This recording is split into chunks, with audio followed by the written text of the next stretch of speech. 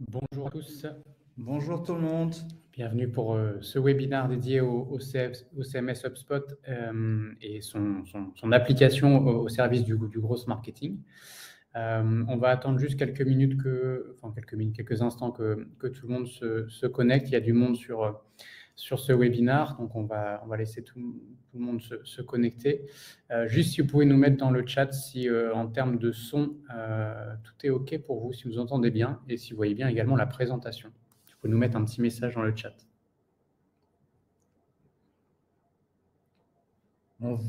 Ouais, parfait. Super. Génial.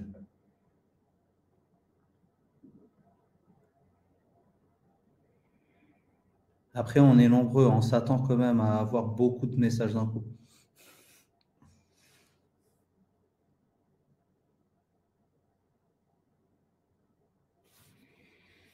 Ça continue d'arriver. Je pense qu'on va pouvoir commencer. Rapidement, du coup, en introduction, on va se présenter. Donc, moi, c'est Stéphane Duviquet, je suis Operation Manager chez Markentive et lead de l'équipe Gross Marketing. Et je suis accompagné aujourd'hui de Théodore. Théodore Dumitrio, comme Stéphane, je suis manager des opérations et contrairement à Stéphane, je suis développeur full stack. Et du coup, je coordonne aujourd'hui deux équipes, une équipe de web design, UX designer et développeur, et une équipe plutôt back, on l'appelle la squad API, plus sur des connecteurs entre des systèmes d'information qui s'intègrent avec HubSpot, des synchronisations en gros. Le programme d'aujourd'hui, trois briques. La première, une introduction, passant rapidement sur Markentive pour ceux qui ne nous connaîtraient pas encore, globalement, qu'on puisse vous présenter un petit peu ce que l'on fait de manière assez succincte. Une introduction aussi globalement au CMS HubSpot. Vous n'êtes pas tous aujourd'hui, j'imagine, équipés du CMS et peut-être envie d'en découvrir un peu plus. Donc voilà, reprendre un peu les bases et ensuite une brique plutôt technique autour du fonctionnement du CMS et des thèmes et toutes les fonctionnalités, on va dire, associées au CMS et après les applications concrètes pour les équipes marketing et justement pour le développement de la performance. Donc, on a un programme qui est chargé. N'hésitez pas aussi à poser vos questions au cours du webinaire. Hein. On prendra les questions à la volée et on y répondra s'il y en a. Très rapidement, du coup, Markentive, c'est une agence qui a aujourd'hui une dizaine d'années d'expérience, qui compte environ 40 consultants et 300 clients aujourd'hui, et qui a la particularité, du moins sur ce qui nous intéresse particulièrement aujourd'hui, HubSpot, d'être un partenaire élite. Donc, c'est le plus haut niveau de partenariat avec HubSpot, ce qui nous place aujourd'hui globalement dans le top 10 mondial des partenaires HubSpot et à la première place au niveau français.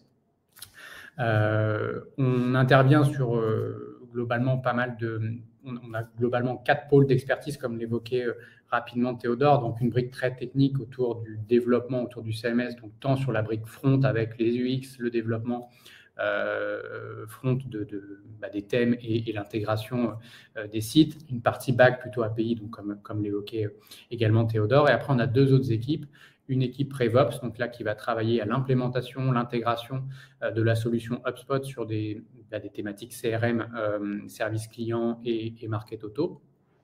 Et on a une team grosse qui est, elle, plutôt dédiée à la propulsion, on va dire, de ces machines, que ce soit les sites Internet ou les CRM ou les market auto, donc avec des mécaniques d'acquisition, donc sur des régies publicitaires, sur du référencement naturel.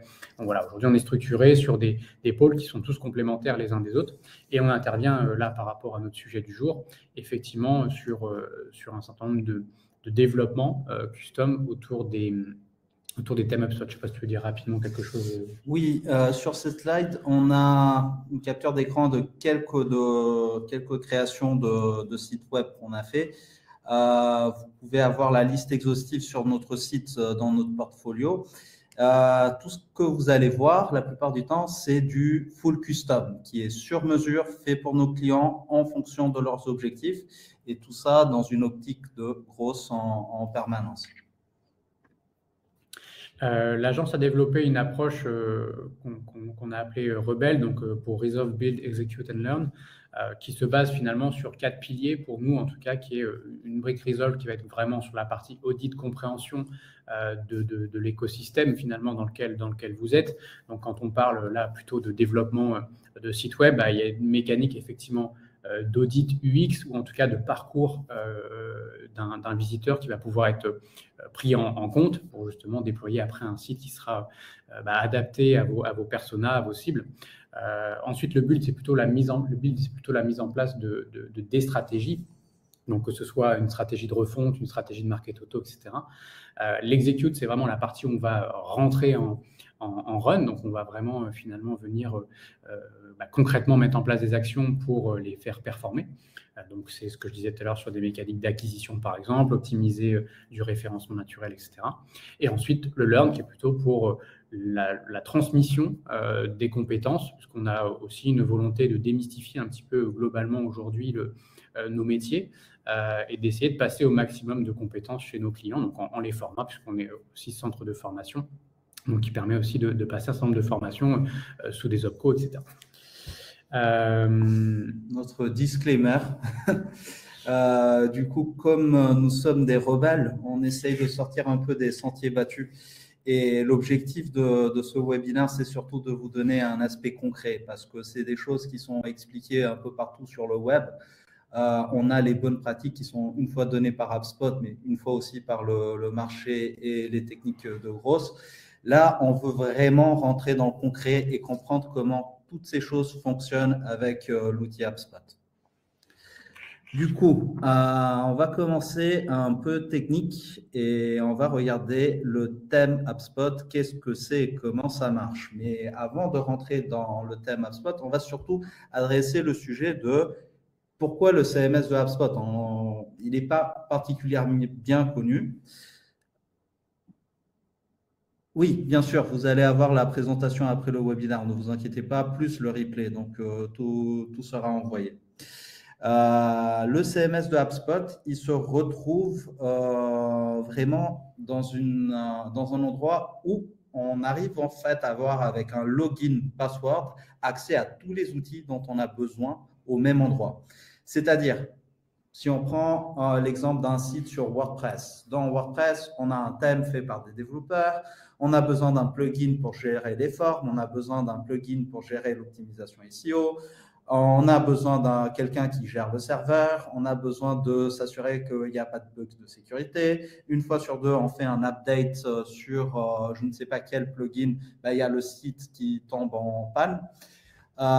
L'idée, c'est que HubSpot enlève toute cette friction, enlève tous ces problèmes et se retrouve, selon nous, vraiment en mode leader du marché sur le fait que on a tout au même endroit et toutes les équipes peuvent se coordonner entre elles dans le même outil sans avoir 15 millions de souscriptions, 15 millions de login, password différents.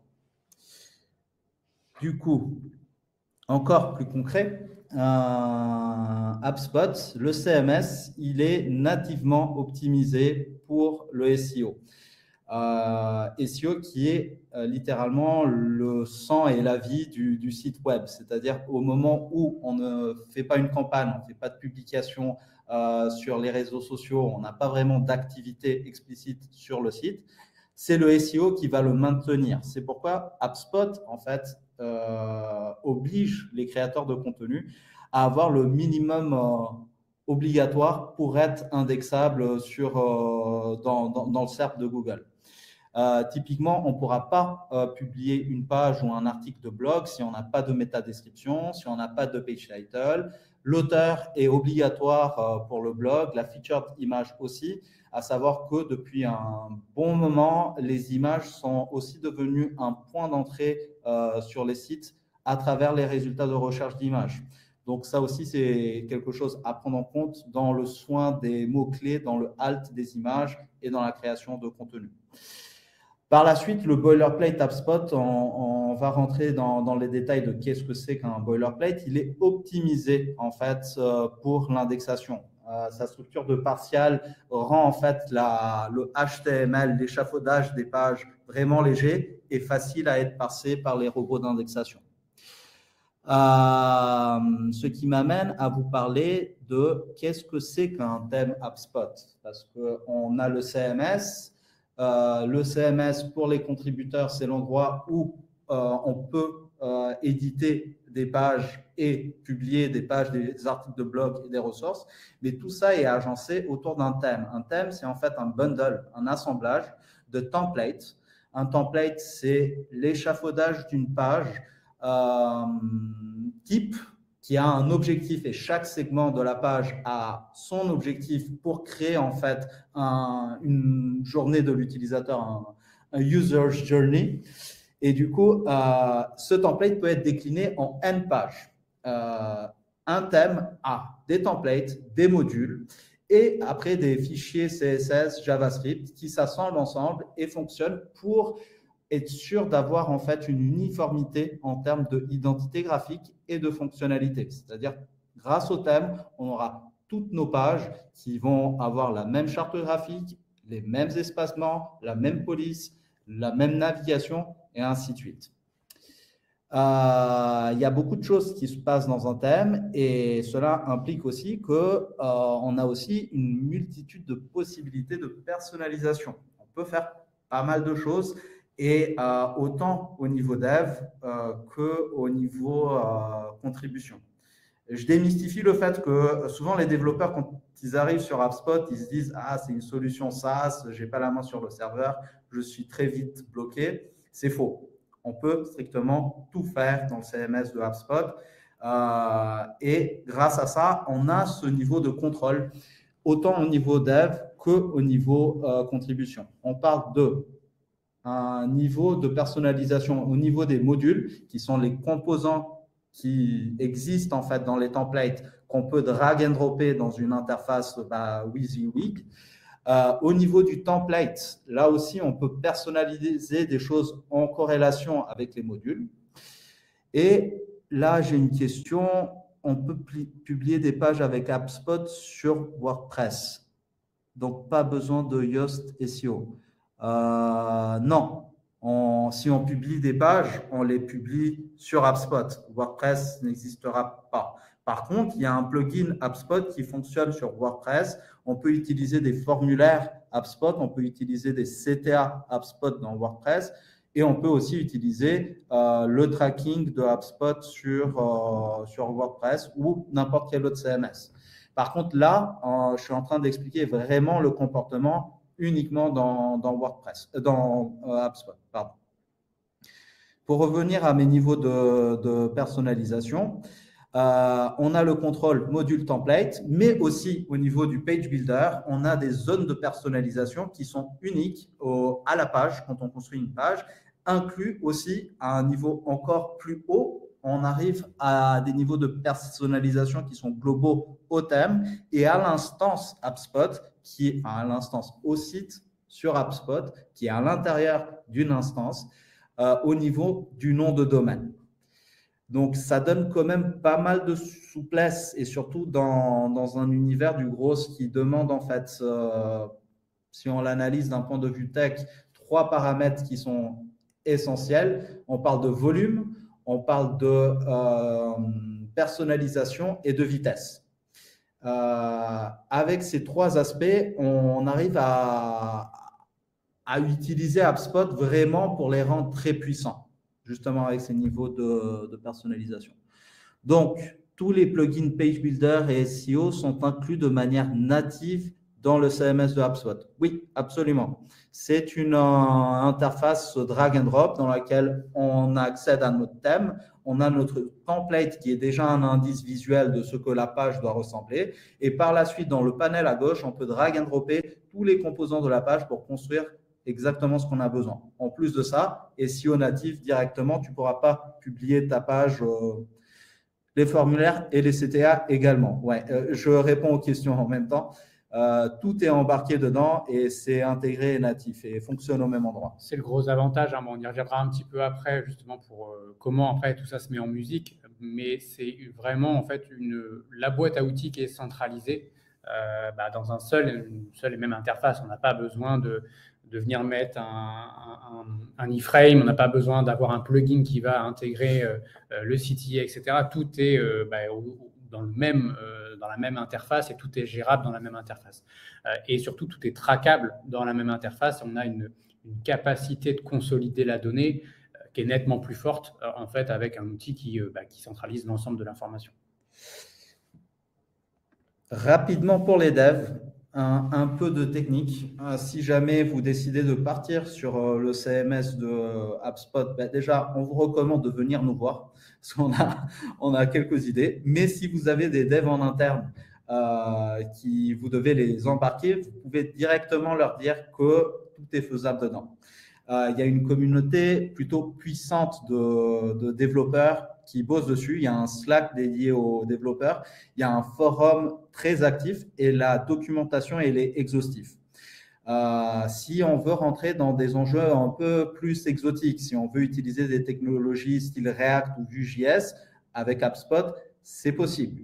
Je parle aussi de l'API du CMS qui est exhaustive, c'est-à-dire si on veut brancher des choses externes, typiquement de la data venant d'un site de e-commerce externe, c'est possible grâce à l'API. Après, bien sûr, ça implique des développements, ça implique peut-être des middleware ou des connecteurs à développer, mais il n'y a vraiment pas de limite technologique avec ce CMS. Les bonnes pratiques. Je parle souvent de boilerplate, j'en ai déjà parlé. Qu'est-ce que c'est? Le boilerplate, c'est en fait, quand on commence à coder, on ne commence pas à coder tout le temps de zéro. On a toujours un point de départ, disons une sorte de template de départ non brandé, à partir duquel on construit le site web. Dans le cas de HubSpot, HubSpot, il met à disposition sur GitHub leur boilerplate. Chez Marketing, on l'a pris et on l'a optimisé aux besoins de nos clients et à nos cas d'usage les plus fréquents. Donc, je recommande vraiment, si vous essayez d'industrialiser votre workflow dev, de prendre ça comme point de départ et après l'adapter à ce que vous avez besoin. Par la suite, il y a certains aspects qui sont peut-être omis dans la documentation où pas tout le monde est au courant quand il commence à développer avec HubSpot. On a ces modules custom qui sont soit les composants qui sont utilisés pour construire les pages dans le Page Builder. C'est une bonne pratique de ne pas laisser traîner du CSS ou du JavaScript à l'intérieur. Tous ces bouts de code doivent être réunis dans des fichiers partiels à l'intérieur du thème. Une autre bonne pratique, et c'est une optimisation qui est devenue largement utilisée dans les standards web, c'est le lazy load. Qu'est-ce que c'est que le lazy load? C'est que lorsque la page charge, elle va utiliser plusieurs images et elles sont toutes présentes sur la page. Et bien, le lazy load fait en sorte que les images qui vont charger vont être uniquement les images qui sont dans le viewport, qui sont en fait au-dessus de la ligne de flottaison. Ce qui implique que quand j'arrive sur une page, bon, j'ai mon hero qui est la première partie de la page qui se charge avec l'image, et dès que je scroll et il y a une image qui doit rentrer dans le viewport, eh c'est là où il y a un appel auprès du serveur et l'image arrive en fait sur la page. Cette fonctionnalité est très intéressante et elle peut être étendue aussi sur les formulaires.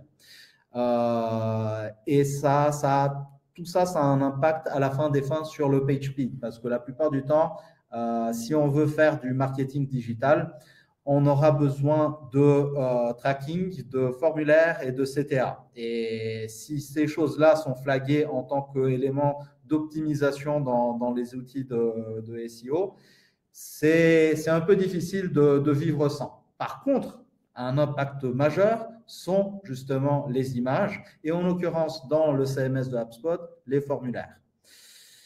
Il y a une question, je n'ai pas très bien compris, la création de templates, il faudrait les connecter avec notre site internet après. J'utilise WordPress. Non. Dans ce qu'on est en train d'expliquer ici, WordPress n'existe plus. Il n'y a plus de CMS sur WordPress, il n'y a plus de site web sur WordPress. Là, on achète la brique CMS dans HubSpot et on construit tout le site web dans HubSpot. Et après, tout ce qu'on va faire comme opération va se passer uniquement dans HubSpot. Il n'y a rien qui se passe avec WordPress. J'espère que c'est plus clair.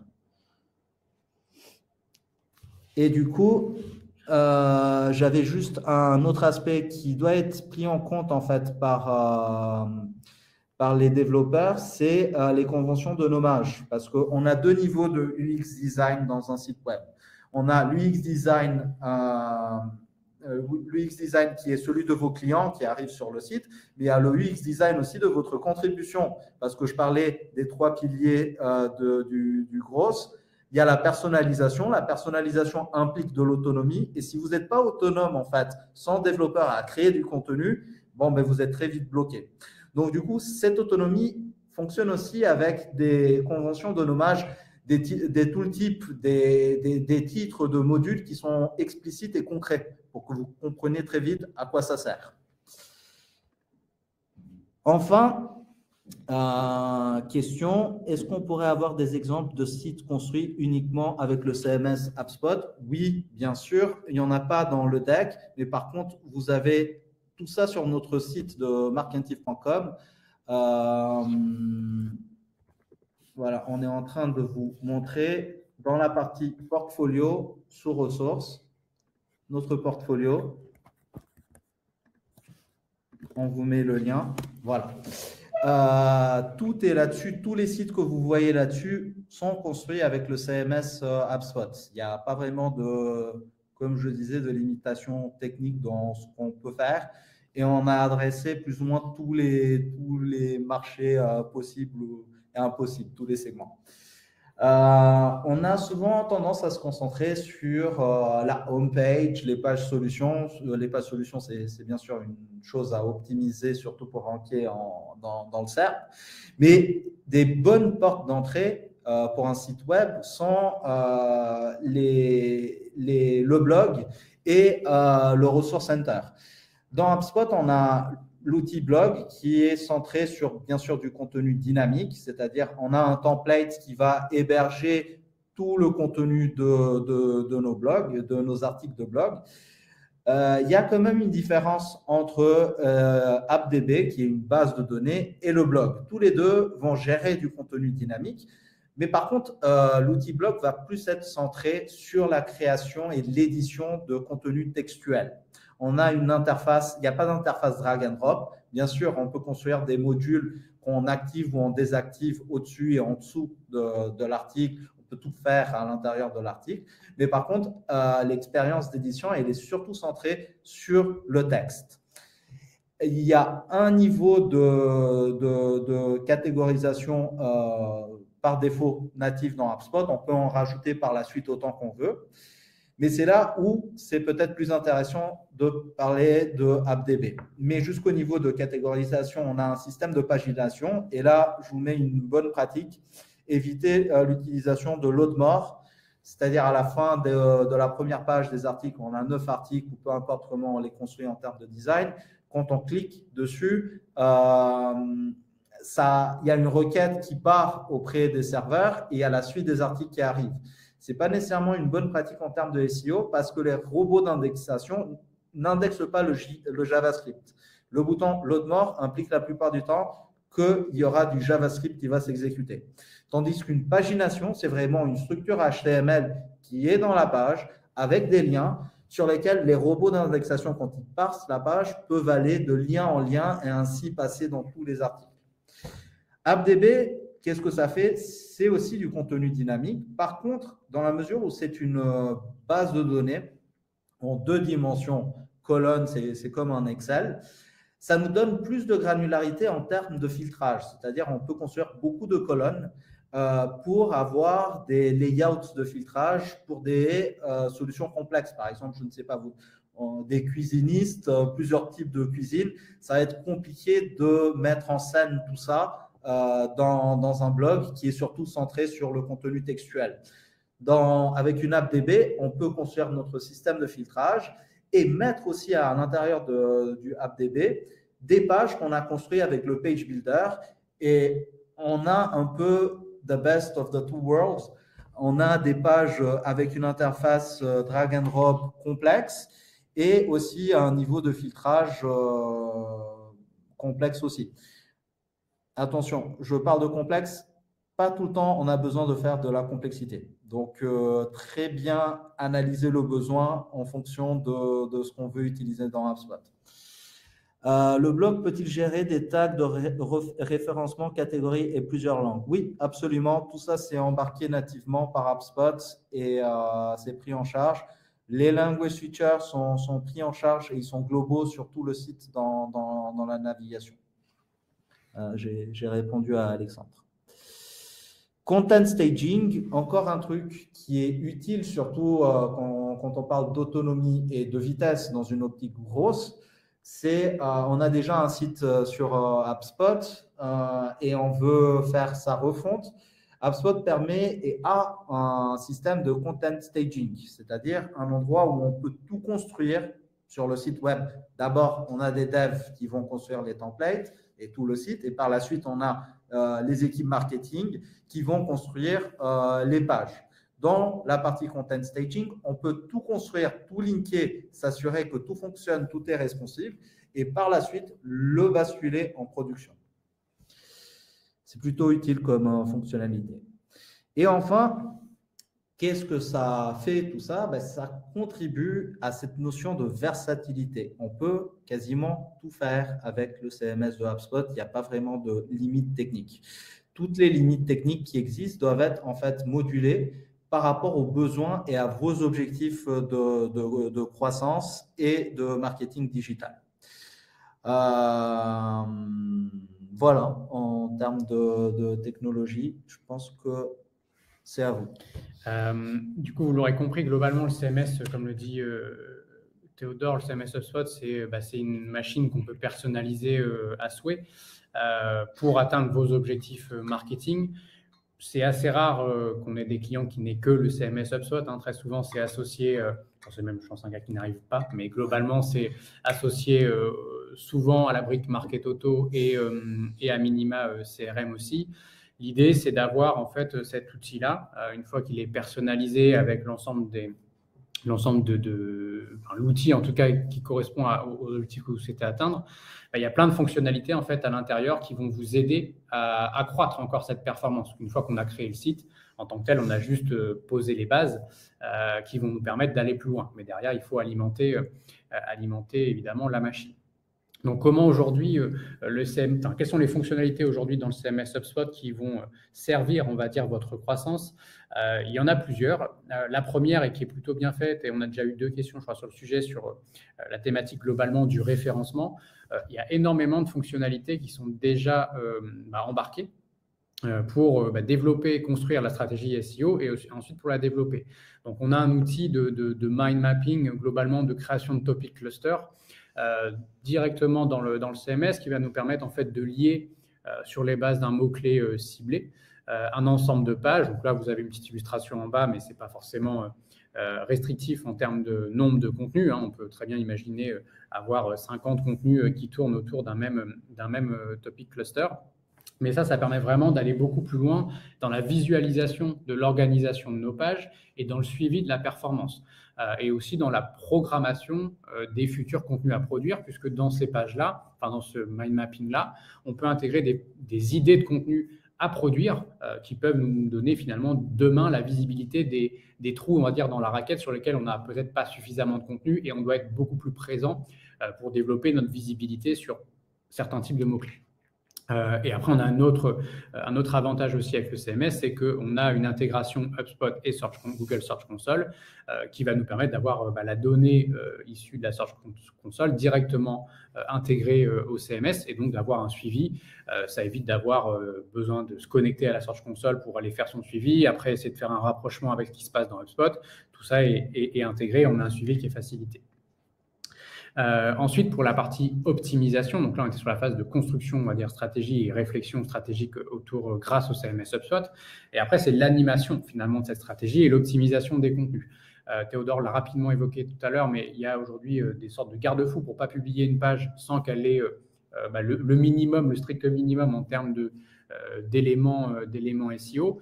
L'outil va même un peu plus loin en fournissant des recommandations un peu plus globales sur la présence des mots-clés ciblés dans le contenu, est-ce qu'il n'y a pas des manques de liens, est-ce qu'il n'y a pas de problématique d'images, de texte alternatif sur les images, etc. Donc, on a une analyse pré-publication qui nous permettent vraiment d'avoir éventuellement une vision sur les erreurs ou sur les manques en tout cas qu'on aurait en termes de structure technique liée au on-page de votre article ou de votre page. Et ensuite, on a un outil qui permet de monitorer de manière globale la santé du site. Donc, c'est un outil qui va, pour certains, si vous connaissez des outils comme SEMrush, par exemple, qui vont vous faire des audits avec les erreurs de page, des 404, les erreurs de redirection, les titles manquants, etc. Tout ça, c'est un outil qui est présent directement aussi dans votre HubSpot. Donc, vous n'avez pas besoin d'avoir un outil tiers qui va vous faire votre analyse. HubSpot embarque directement cette monitoring en permanence. Et ce qui est assez sympa avec cet outil-là, c'est que vous avez à chaque fois une estimation de l'impact, on va dire, en termes de correction. Si vous corrigez cette erreur, quel est l'impact que ça va avoir sur votre référencement, donc de faible à élevé, et globalement, ce que ça implique techniquement. Est-ce que c'est une manipulation technique qui est complexe, donc avec un niveau de difficulté qui est élevé, ou au contraire simple? Et ça permet parfois de décider de faire évidemment en priorité les actions simples qui ont un impact fort. Donc ça, c'est assez intéressant pour globalement avoir une vision globale aujourd'hui des erreurs ou des points d'attention à avoir sur votre site. Évidemment, après, de corriger tout ça. Donc, le SEO, c'est un gros point fort que l'on a aujourd'hui sur le CMS HubSpot et il performe honnêtement plutôt bien. C'est des sites qu'on voit plutôt bien rankés de manière générale par rapport à d'autres CMS qui ont parfois des difficultés à se positionner. Un autre avantage, pareil, Théodore l'a évoqué, mais on a dans les piliers du growth la mécanique de personnalisation. L'objectif, c'est de personnaliser au maximum l'expérience de nos utilisateurs, d'en développer la performance. Et l'A/B testing est un moyen de développer cette performance en testant des variantes de nos pages, des variantes de nos contenus. Et pour ça, donc, le CMS embarque une fonctionnalité d'A/B testing par défaut, donc sur deux formats, un A/B testing simple, donc je teste une variante A versus une variante B, j'en mesure la performance. Et ensuite, on a un autre test qui est test adaptatif, qui nous permet de tester en live jusqu'à 5 versions d'une page en même temps. Et en fait, une fois qu'il y aura suffisamment de données, donc suffisamment de volume de trafic et d'informations récoltées par HubSpot, il proposera la version la plus performante. Donc ça, c'est l'avantage, c'est que c'est basé sur de l'intelligence artificielle, de l'analyse, et que ce n'est pas vous qui allez décider sur vos propres critères, c'est l'ensemble des indicateurs qui vont être analysés par HubSpot qui va, in fine, pousser la bonne page qui a eu les meilleurs résultats, évidemment, souvent en termes de génération de contacts. Le smart content. Donc là, on arrive vraiment dans la brique personnalisation. Le smart content, donc c'est globalement aujourd'hui, vous avez des contacts connus dans votre base, clients, prospects, MQL, SQL, peu importe après le niveau qu'on imagine. On peut personnaliser l'entièreté du site ou certains messages, certaines sections sur les bases de la connaissance que l'on a de ce visiteur anonyme. S'il est anonyme, ça peut être justement sur est-ce qu'il vient d'un mobile, est-ce qu'il vient d'un certain pays, est-ce qu'il vient de certains UTM. Donc en fonction, par exemple, si vous avez des campagnes social ads ou Google Ads et que vous indiquez des UTM à l'intérieur, on peut personnaliser l'ensemble du contenu. Je vous donne un cas d'usage que nous, on met très souvent en place avec nos clients pour du Google Ads. Donc, en fonction du terme de recherche, donc on a des paramètres UTM qui sont intégrés et en fonction de l'UTM qui vient du terme qui a généré la visite, on va personnaliser le contenu pour que ce terme ressorte le plus possible aussi, justement dans une logique j'ai une bonne correspondance entre ce que j'ai recherché et ce qu'on me propose en termes de réponse. Ça évite d'avoir à créer 10 landing pages différentes pour finalement des éléments parfois qui sont assez fins en termes de modification. C'est plus une typologie de recherche qui est différente. Donc, ça nous permet vraiment de gagner beaucoup de temps et de personnaliser au maximum l'expérience. Et pour les clients connus ou les membres d'une liste connue, idem, ça permet d'avoir un message un peu différencié si c'est un client qui vient sur une page en particulier, plutôt que simplement un visiteur inconnu. Donc ça, c'est pareil, c'est natif, c'est embarqué par défaut aujourd'hui dans le CMS HubSpot. Le dynamic content, donc là, c'est dans la continuité de ce qu'on évoquait sur le HubDB globalement. Donc là, l'idée, c'est d'avoir justement cette gestion des contenus, de ressources, de personnaliser effectivement toute cette notion de filtrage et de pouvoir maîtriser totalement en fonction des typologies de contenu, typologie de page, d'avoir vraiment un affichage qui va se personnaliser aussi par rapport à ce qu'on souhaite mettre en avant, par rapport à l'expérience qu'on souhaite offrir globalement à nos visiteurs. Le tracking, c'est la grosse force aussi en tant que marketeur. On veut être capable de mesurer globalement la performance de ce qu'on veut faire. Et c'est du coup assez simple de déployer aujourd'hui du tracking sur HubSpot. Donc, il y a une section qui est dédiée à l'ajout de pixels, l'ajout de traceurs. Pareil, pour intégrer aujourd'hui un Google Tag Manager, si vous êtes sur WordPress, je sais qu'il y a déjà eu des questions de ce type-là, mais vous allez soit l'intégrer en brut dans le code, ou alors très souvent, on passe par un plugin qui est ajouté au WordPress, et donc qui est une fois de plus un plugin supplémentaire qu'on rajoute, qu'il faut mettre à jour, etc. Tout ça, on n'a pas besoin de le faire. En fait, là, par défaut, tout est présent dans les settings du compte. On va venir ajouter un GTM, et si vous voulez après gérer l'ensemble de vos tracking dans votre Google Tag Manager, c'est aussi possible. Mais de ce point de vue-là, en tout cas, l'ensemble du déploiement, on va dire, des éléments de tracking seront simplifiés grâce à HubSpot. Précision. OK. Les CTA, on a une question tout à l'heure, CTA et formulaire. Pareil, aujourd'hui, vous allez créer vos formulaires ou vos CTA dans votre brique Market Auto, voilà, sur les différents éléments en question, et les intégrer de manière très simple. Parce que après, vous avez un sélecteur pour afficher le formulaire que vous souhaitez afficher à l'endroit où vous avez défini qu'il s'afficherait. Et on peut aussi, du coup, créer simplement des A/B tests sur des CTA si on veut pouvoir personnaliser aussi monitorer la performance de nos CTA. Là, vous avez un exemple sur une couleur, mais ça peut être évidemment sur le wording du CTA. Tout ça est ultra simplifié. Il n'y a aucune manipulation particulière une fois qu'on a choisi le bouton qu'on veut intégrer dans la page où on souhaite l'intégrer. C'est faisable par n'importe quel marketeur, par n'importe quel utilisateur de manière générale. Pas besoin d'être développeur. Et enfin, après, on a plutôt la brique reporting, puisque finalement aussi pour nous, l'objectif, ça va être de suivre les performances. Et donc, il y a plusieurs types de reporting, plusieurs types d'informations, en tout cas que l'on va avoir de manière extrêmement fine en termes de suivi, donc notamment sur le trafic. Donc, vous avez déjà vu, j'imagine, des analytics de trafic. Ça, ce n'est pas forcément conditionné au CMS HubSpot, puisque si vous mettez le tracking sur vos pages sur un site qui n'est pas forcément le CMS, vous aurez ces données d'analytics de trafic. Néanmoins, ce qu'on aura beaucoup plus aujourd'hui dans cette brique analytics, c'est toute la capacité de suivi des contacts, générer source de trafic par source de trafic, et donc pouvoir avoir une visibilité de le contact qui est venu par cette source, il est devenu client, ou un client est revenu sur mon site par telle source. C'est beaucoup plus fiable en étant sous le CMS, puisqu'il n'y a pas de notion de cookies, cookie tracking, etc. en termes de déclenchement. On est beaucoup plus précis, en tout cas avec le tracking d'HubSpot et le CMS du coup en question. Ce qui va être aussi assez intéressant, c'est que quand on utilise le CMS, on peut avoir une vue très détaillée de la performance de chacun de nos assets. Donc, ce qui nous concerne sur le CMS, ça va principalement être les pages. Et donc, de connaître finalement page par page, si on le souhaite, connaître le nombre d'entrées sur une période donnée, le nombre de formulaires soumis sur cette page-là, et surtout après savoir les formulaires qui ont été soumis sur cette page, qu'est-ce que ces personnes sont finalement devenues.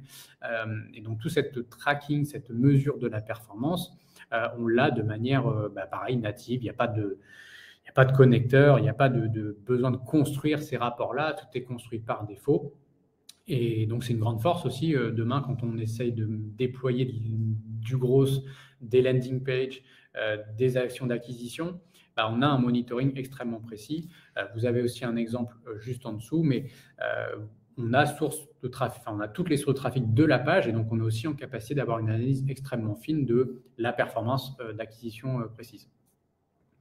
On a une question, on n'a pas un reporting aussi détaillé si on a un site WordPress connecté à HubSpot.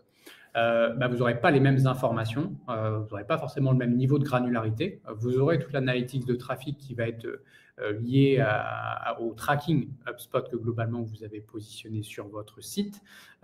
Les formulaires, si vous les embarquez, pareil, vous aurez le tracking de performance de votre formulaire. Par contre, vous avez des difficultés à réunifier cette donnée. C'est le gros avantage, en fait, c'est que tout est centralisé dans un seul et même outil. Et il n'y a pas de divergence en termes de source de trafic. Tout remonte évidemment au même endroit. Et voilà pour la partie reporting. En résumé, du coup, j'aurais dû le mettre en gras parce que je pense qu'on aurait dû commencer par ça. C'est test, test, test. Un site web, ce n'est pas un produit figé, c'est un organisme vivant.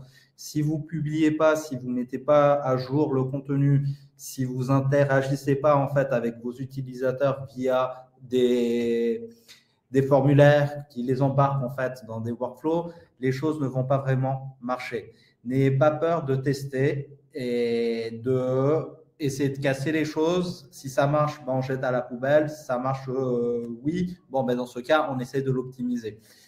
En soi, c'est vraiment le cœur de l'approche grosse.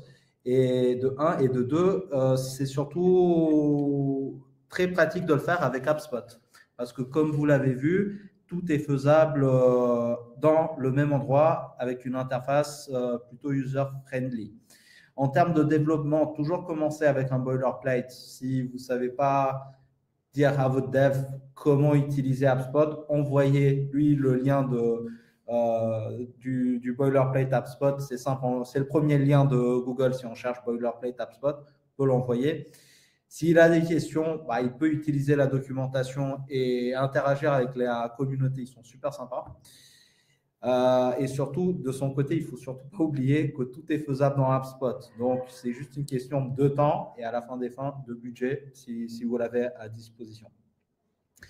Un autre aspect, c'est que les tests vont bien fonctionner, mais ils vont fonctionner surtout si on arrive à avoir des chiffres dessus.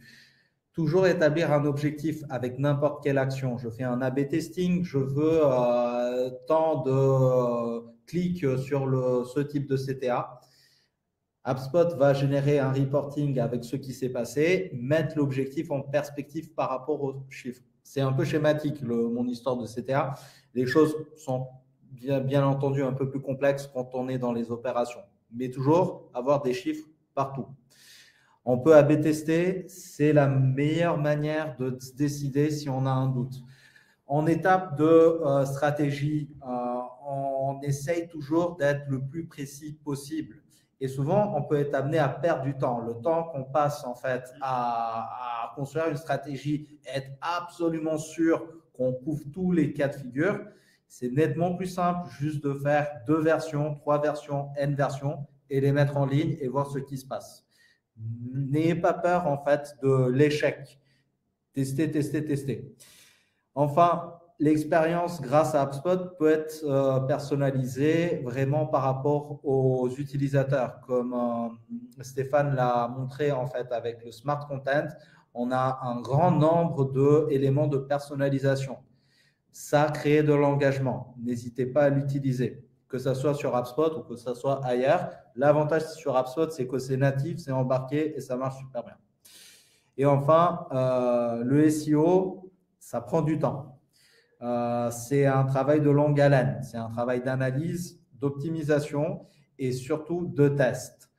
Par contre, ça ne vient pas du jour au lendemain. C'est quelque chose vraiment qui peut prendre, par exemple, suite à une refonte de site web, on peut avoir une baisse de SEO. Pour remonter la pente, on est sur des échelles entre 2, 3, des fois ça peut aller jusqu'à 6 mois en fonction du marché et des requêtes de vos utilisateurs. Je pense que, effectivement, juste pour compléter sur les 2 derniers points, vraiment le gros point fort qu'il faut retenir pour vous, si jamais vous avez un projet aujourd'hui d'unifier vos problématiques marketing, sales, d'avoir une approche finalement qui est vraiment d'aligner vos équipes marketing, sales et d'aller de plus en plus loin dans ne pas considérer que vous avez un site internet, mais des sites internet en fonction de vos visiteurs, de vos contacts, de vos clients. Et ça, c'est la force en fait justement d'avoir un outil qui centralise toute la donnée, toute la connaissance marketing et connaissance client, c'est de pouvoir adapter votre site aux situations et considérer qu'un nouveau visiteur ne doit pas avoir la même proposition qu'un contact qui est déjà engagé, qu'un client qui est déjà évidemment très engagé avec vous. Et ça, c'est la force parce que ça se fera simplement, il n'y a pas besoin d'avoir un outil, un ou des outils nouveaux, tout va se connecter, tout va être suivi et on va pouvoir surtout suivre le ROI de l'ensemble de nos actions. Et on sait que les directions marketing doivent, dans des contextes comme on est actuellement, où on risque sur 2023 de voir beaucoup de coupes budgétaires et souvent les services marketing communication sont les premiers, on va dire, à subir ces coupes-là ou du moins ne pas voir augmenter leur budget. Il faut être encore plus efficace et c'est le moment en fait sur lequel il faut capitaliser sur la connaissance qu'on a, sur la donnée que l'on a aujourd'hui. Et donc ça permettra effectivement d'aller plus loin. Et pour le SEO, effectivement, ça peut prendre, ça prend du temps. C'est même pas ça peut prendre, ça prend du temps. Mais c'est pareil, du coup, grâce au CMS HubSpot, il y a un certain nombre de fonctionnalités déjà natives qui permettent de cadrer à minima un ensemble d'éléments sur les optimisations et les stratégies. On vous enverra du coup à la suite du webinar le replay. Vous allez recevoir dans l'après-midi ou demain ou plus tard en tout cas le replay avec également le deck qu'on vous a présenté aujourd'hui. Et vous aurez là un lien vers d'autres ressources et donc un autre webinar et également une checklist pour un audit UX. Est-ce qu'il y aurait, avant que l'on termine ce rendez-vous, des questions ou des points que l'on pourrait éclaircir?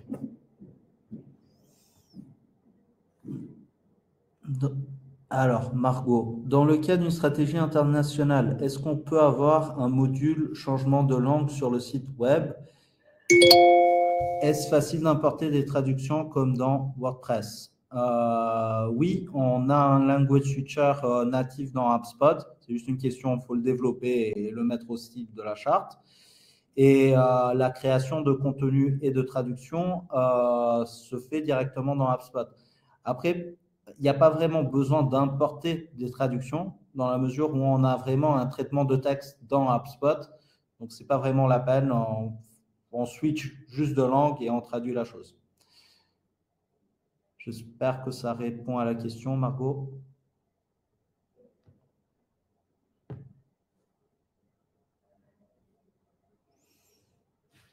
Est-ce qu'il y aurait d'autres questions?